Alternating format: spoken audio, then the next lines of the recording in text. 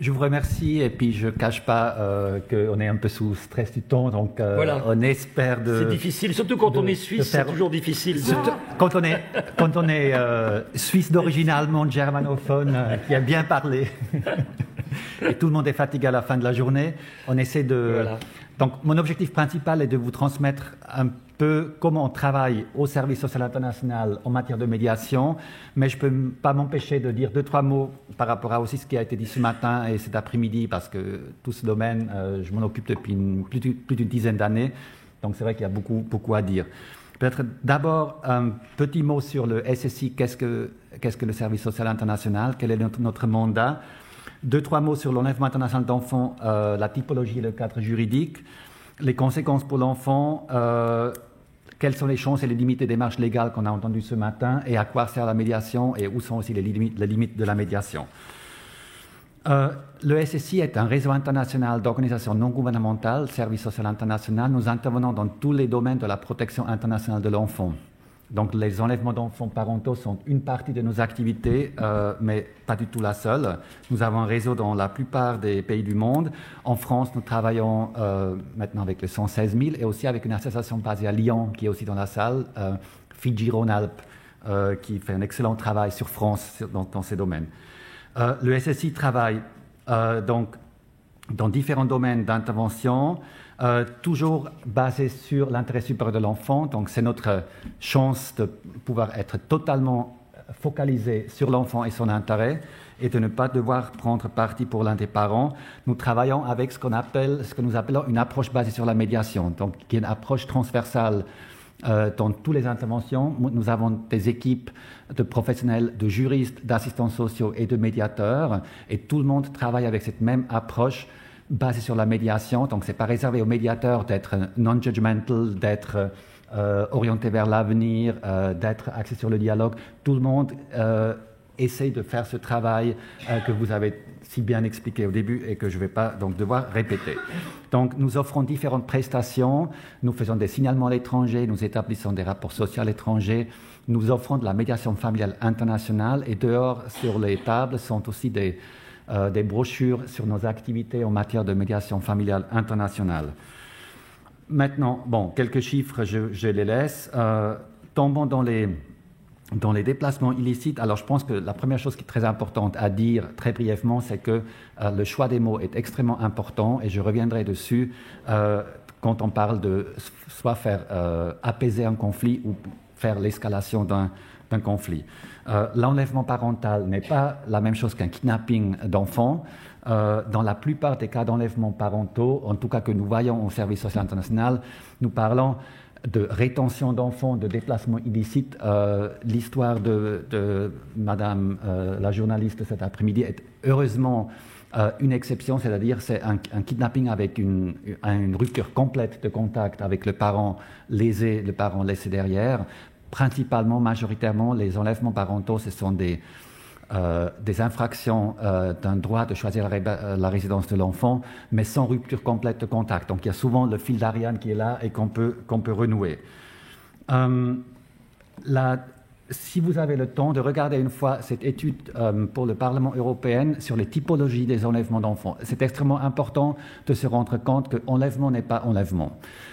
Si je prends des exemples extrêmes, justement un père qui n'a pas la garde de son enfant et qui le soustrait à la mère qui a la garde de l'enfant et qui fait rupture de tout contact, cela ne constitue pas le même type d'enlèvement que si, pour un cas qu'on a eu au SSI, une mère d'un bébé de 6 mois retourne dans son pays d'origine en guise de fuite par rapport à la situation qu'elle a vécue dans son pays. Donc, dans les typologies qui ont été trouvées en fait dans une étude sociologique, on trouve 5 scénarios d'enlèvement qui vont donc du kidnapping de différentes personnes du système familial à un transfert illicite de résidence avant ou après la procédure judiciaire, jusqu'au scénario E, qui est la fuite à l'étranger avec l'enfant suite à des violences conjugales. Et actuellement, il y a une commission d'experts au niveau international qui travaille avec le bureau permanent de la conférence de La Haye sur cette question de la violence conjugale qui, dans notre expérience, est absolument clé et fondamentale dans les retours illicites d'enfants par les mamans. Et je reviendrai aussi là-dessus. Maintenant, pourquoi est-ce qu'il y a des déplacements illicites d'enfants? Les motifs sont extrêmement variés aussi. Donc, c'est justement des mouvements de fuite, d'autoprotection, retour dans un milieu sécure, nouveau projet de vie. Après, on va dans les scénarios de défiance d'une décision judiciaire, notamment avec le Maghreb. Nous avons aussi énormément de situations de parents qui n'arrivent pas à accepter une décision occidentale par rapport à la prise en charge de leur enfant. On n'est pas tout de suite dans la méchanceté ou dans la criminalité, on est simplement dans des systèmes de valeurs qui diffèrent, honneur perdu, appréciation divergente de l'intérêt de l'enfant, etc. Quelles sont les conséquences pour l'enfant? Alors là aussi, on a, pour enchaîner ce qui a été dit par les psychologues cet après-midi, les conséquences pour l'enfant sont extrêmement différentes aussi selon avec qui l'enfant part, de qui l'enfant est séparé. Et là, je dirais, pour répondre à la question, qu'est-ce qui nuit vraiment à l'enfant? Ce sont la séparation avec les figures d'attachement importantes, la perte subite de liens parentaux significatifs, des changements abrupts non compris, un conflit parental dans la durée et dans l'intensité, le stress psychologique chez les parents et l'instabilité, y compris par le poids des procédures juridiques. Actuellement, j'ai une situation avec l'Afrique du Sud où une maman suisse est retournée en Suisse suite à des années de violences conjugales, en fait mutuelles. Les deux se faisaient des violences mutuelles, mais elle vivait l'enfer dans ce foyer familial. Elle s'est réfugiée en Suisse avec un enfant de 10 ans. Où nous avons reçu un mandat de médiation par l'Office fédéral de justice suite à une demande de retour par le père.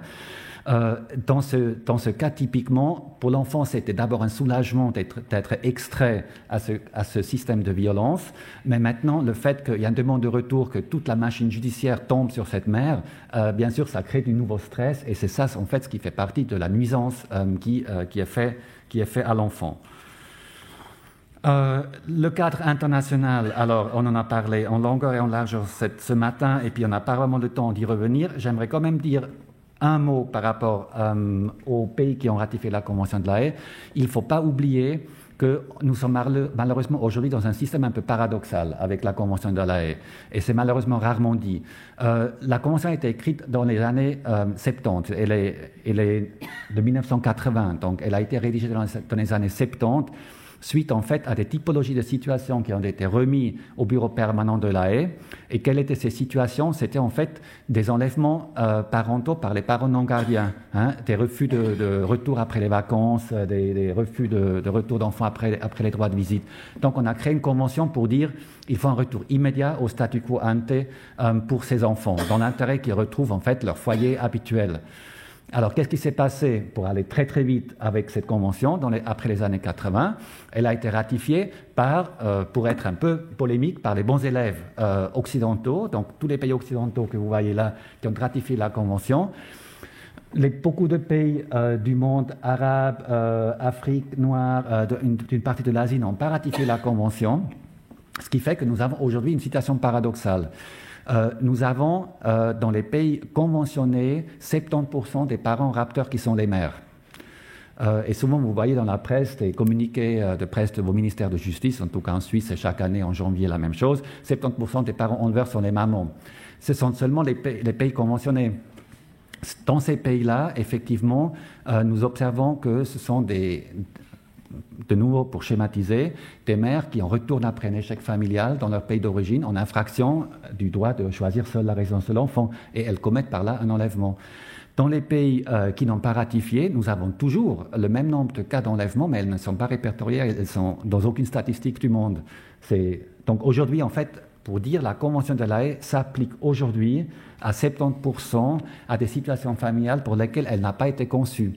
Donc la réalité sociologique et la réalité juridique, elle est en décalage. Et nous avons entendu des exemples cet après-midi, justement de résultats d'exécution de la Convention de La Haye qui amènent en fait à en tout cas du point de vue du SSI, à des situations où l'intérêt de l'enfant n'est plus primordial et n'est plus principalement pris en considération. Alors, devant tout ça, vous connaissez la Convention, devant tout ça, la Suisse est là parce qu'on a eu des cas extrêmes aussi avec des polices, des menottes, etc. La Suisse a créé une loi fédérale d'application, la LFEEA, loi fédérale sur les enlèvements d'enfants et la protection de l'enfant et de l'adulte. Une loi fédérale qui a été censée, en fait, un peu atténuer ces effets paradoxaux de la Convention de La Haye. Et en 2 mots, la loi suisse, voilà, elle est là. Donc, des articles 4 et 8 de la loi fédérale suisse sur les enlèvements d'enfants prévoient en fait que les autorités centrales et ensuite les autorités judiciaires peuvent ou doivent ordonner des médiations. Et puis ça a été déjà expliqué ce que c'est une médiation ordonnée et comment ça fonctionne et comment ça ne fonctionne pas, donc je ne vais pas le répéter. L'article 9 de la loi fédérale sur les enlèvements d'enfants prévoit qu'un représentant de l'enfant est nommé, donc l'enfant reçoit systématiquement un curateur ou une curatrice. L'enfant doit être entendu en procédure, ce sont les articles alinéas 1 et 2 de l'article 9. Après, il y a l'article 5 de la loi suisse qui prévoit que l'enfant ne doit pas être retourné dans le pays d'où il vient si ça le place dans une situation difficile, et puis il y a des énumérations d'exemples. Et ainsi de suite. Donc, la loi suisse essaie en fait de rajouter plus de poids à la médiation et à la voix de l'enfant et à la position de l'enfant dans les procédures. Pardon.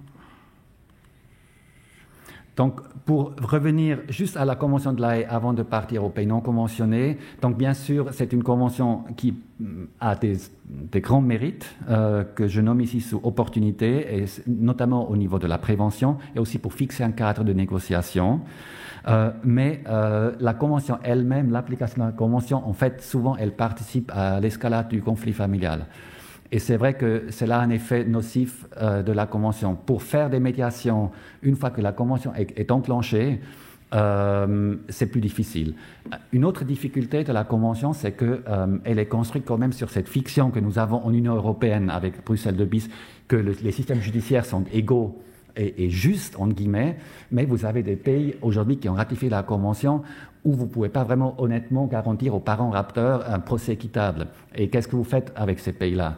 Donc on a eu justement des mamans qui ont fui de Serbie, qui ont fui d'Afrique du Sud, qui nous disent, et puis là j'ai une maman avec l'Afrique du Sud, qui devrait retourner dans une petite ville en Afrique du Sud, donc elle ne peut pas retourner dans le domicile conjugal. On s'est renseigné auprès des autorités centrales en Afrique du Sud, il n'y a pas d'aide sociale, il n'y a pas de logement, il n'y a pas de travail possible. Donc en fait l'exécution du retour, elle est, au niveau pragmatique, réaliste, elle est difficile. Et puis cette mère, bien sûr, elle dit, mais comment est-ce que je peux obtenir justice en Afrique du Sud? Mon mari connaît tout le monde, il est bien connecté, il y a de la corruption dans le système judiciaire, etc. Donc cette Convention de La Haye, elle est construite quand même sur une hypothèse d'état de droit qui est pas la réalité. Un autre exemple est le Brésil, où nous avons beaucoup de situations où des mamans retournent au Brésil d'Europe après des ruptures de situations binationales.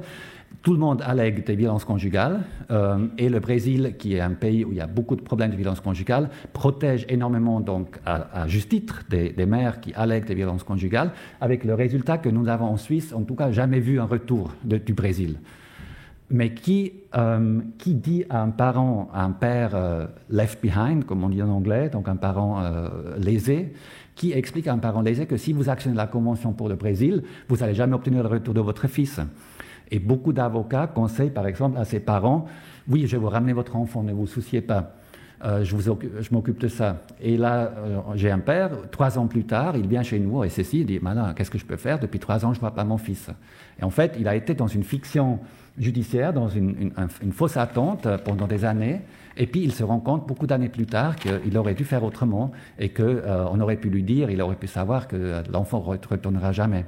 Et pendant ces 3 années, bien sûr, il y a cet éloignement parental qu'on a aussi entendu ce matin qui fait que renouer les liens devient de plus en plus difficile. Alors c'est vrai qu'il y a beaucoup d'effets secondaires non intentionnés de la Convention de La Haye qui posent problème.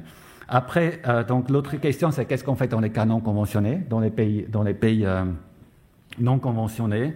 Et nous avons à peu près la moitié de nos situations avec des pays aussi du Maghreb. Et là, pour aller très très vite, nous avons abandonné l'idée que l'objectif principal est le retour de l'enfant. quelque part, pour le dire de manière très provocateur. L'objectif principal pour moi maintenant, après 10 ans de voir des situations comme ça, est que l'enfant puisse garder le maximum de contacts significatifs, de qualité avec chacun de ses parents.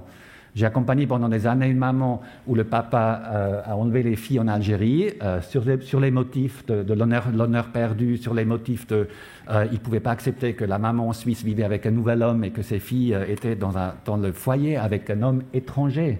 Hein. C'est pas concevable pour des pères maghrébins, pour beaucoup de pères maghrébins.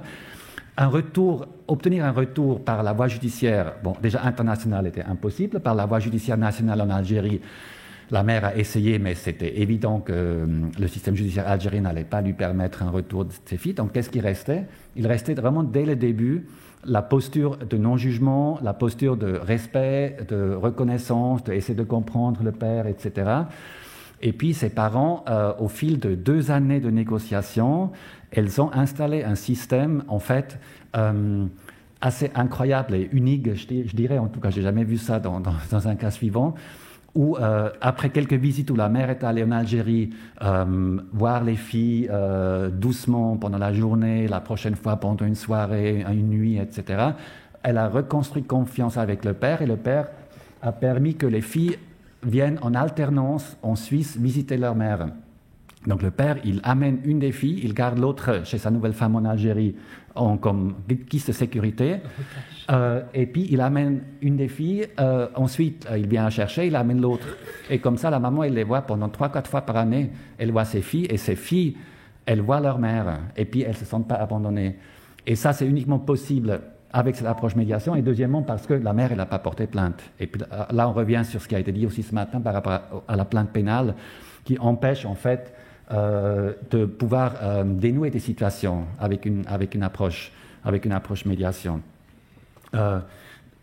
Nous avons une autre situation.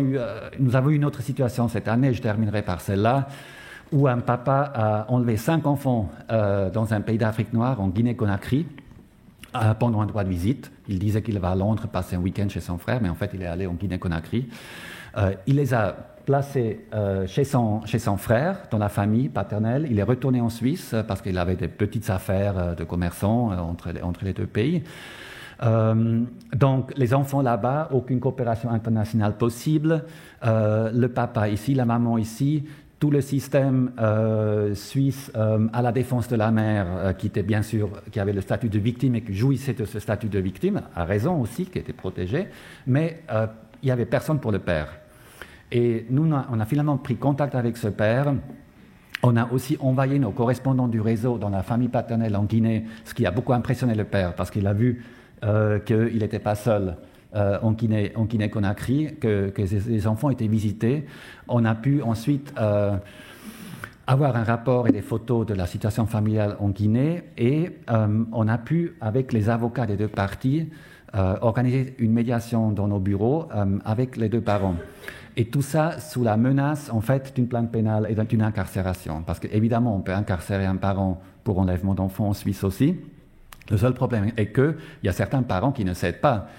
Ils sont incarcérés et puis ils restent là. On a un cas à Winterthur en Suisse alémanique où depuis 8 ans, un père est incarcéré et refuse de dire où il a mis les enfants. Donc ce n'est pas forcément une solution qui vous ramène les enfants. Dans ce cas-là, on a pu créer ce scénario de menace de plainte pénale.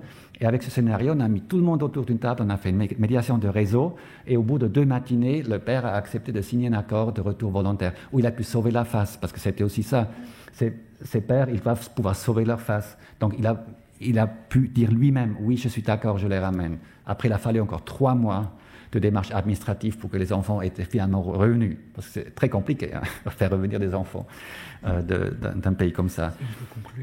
Donc, pour conclure, je dirais, la médiation, elle est totalement complémentaire avec le système juridique, avec le droit. Le potentiel, je pense, est énorme. Et peut-être lors d'une prochaine conférence, on peut commencer par la médiation. Merci.